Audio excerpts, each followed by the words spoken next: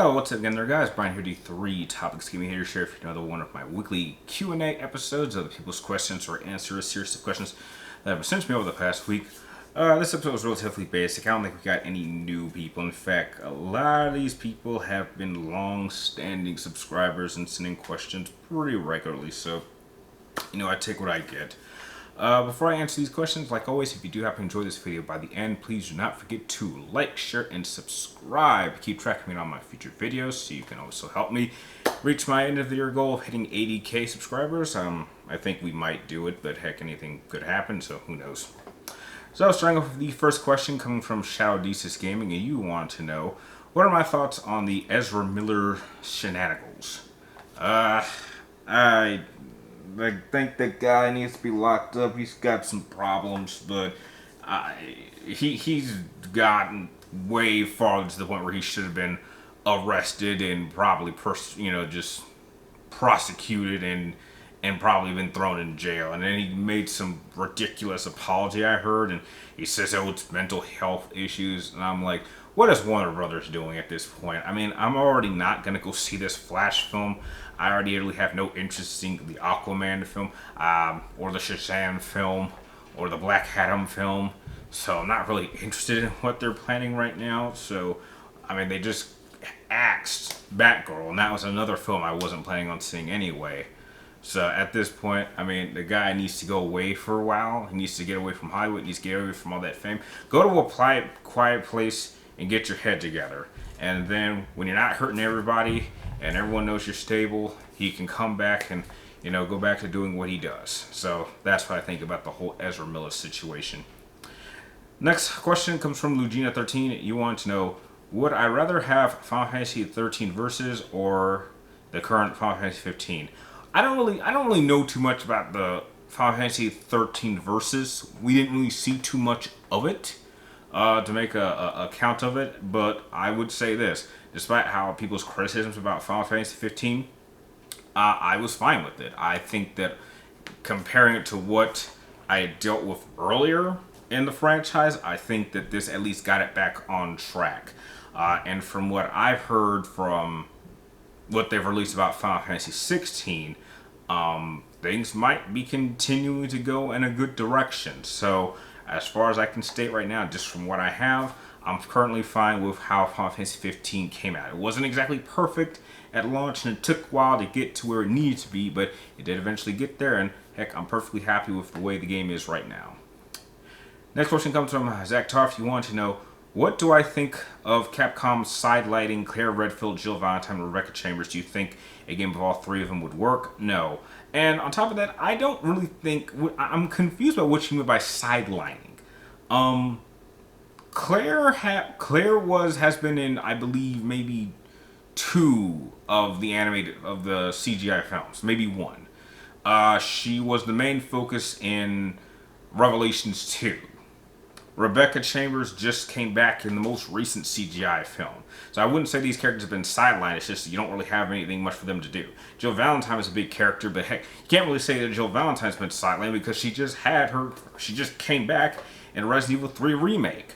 And I thought that they did her just fine there. So I don't really think any of these characters have really been sidelined. If there was any character that had been sidelined, it probably was Barry Burton, because I don't even believe he was playable in the first Resident Evil game. And so the first time that I know that he was really playable without mods was in Resident Evil Revelations 2. And I thought that they handled him pretty well. But no, I wouldn't say that Claire and Jill and Rebecca have been sidelined. It's just that where we are in that story, if it is really continuation from where 6 and then what they're doing in 7 and 8, if they continue it from 8, everyone is too old.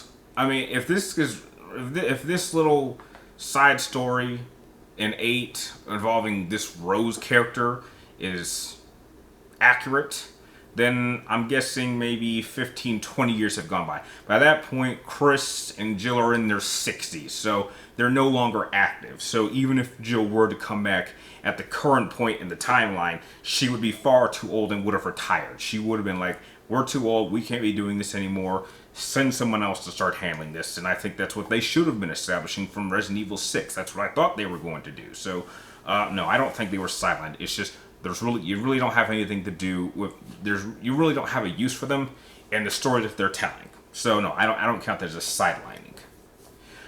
Next question comes from Brady Burke. You want to know, what do I think is a better way to use the Force without adhering too much to either the light or the dark? Oh, that's an easy question. I would use the Force like Cal Kantar used, or at least his philosophy. It is not so much the power itself that dictates whether it's bad or good, it is how you use it. There have been several Jedis, especially during Luke Skywalker's Jedi Order, where a lot of them could do a lot of powers that in the old, traditional sense during the Twilight years of the Jedi would be considered as dark side powers. I mean, heck, there were even some Jedi during the Twilight years of the Republic that could do technically what would be considered a dark side power, and they weren't really criticized for that. So again, I do not think that there's any one power that is inherently good or evil. It's very much depending on how you use it. It's like, the Force is like a gun. It is not the gun itself that makes it a bad weapon, it is the user. It is simply a tool. It is how you use it that determines whether you're using it for an act of good or an act of evil.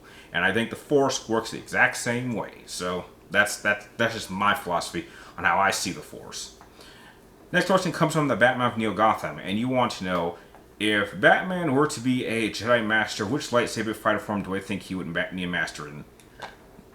I'm going to be honest, Neo Gotham, I don't like this question because I don't think Batman would make a very good Jedi. I don't think he fits that profile at all.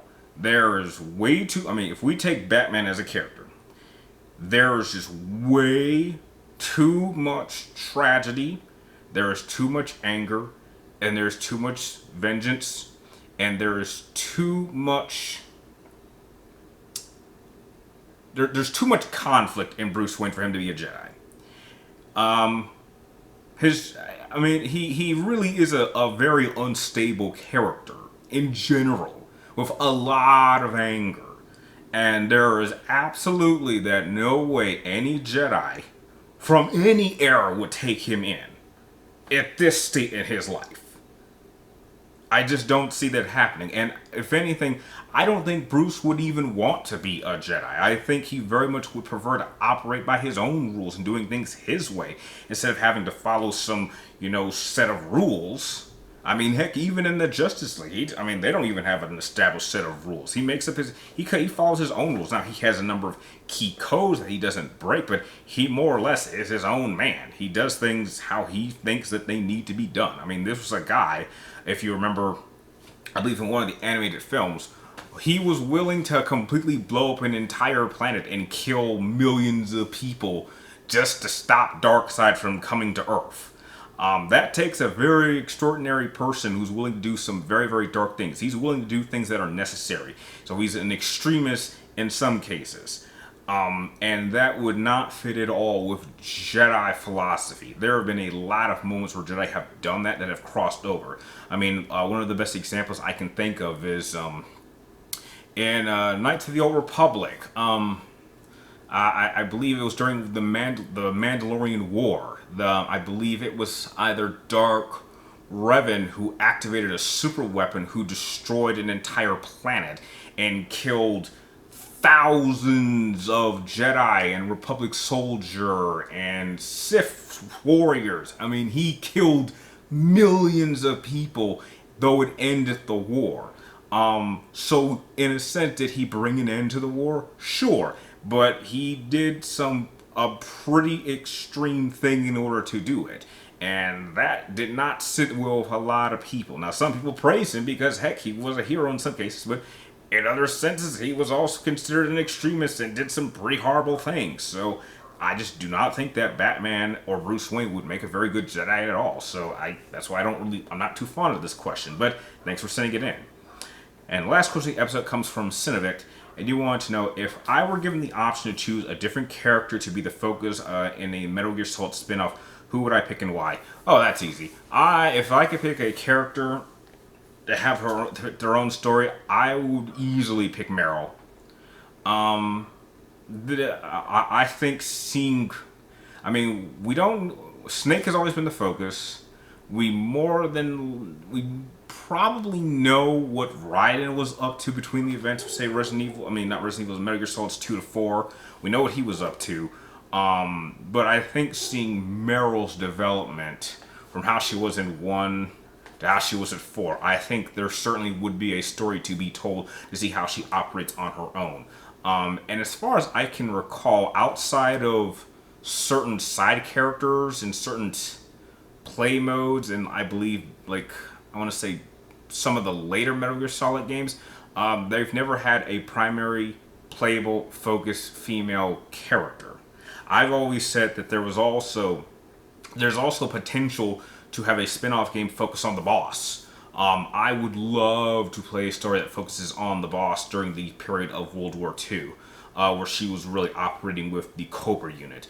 And there would be several missions where you could actually send out members of the Cobra unit to do certain things that would like leave the boss open to do other things, or seeing how they acted as a collective unit, or seeing how her and the Sorrow got together, and she would eventually end up being pregnant with Ocelot, and then what would end up happening.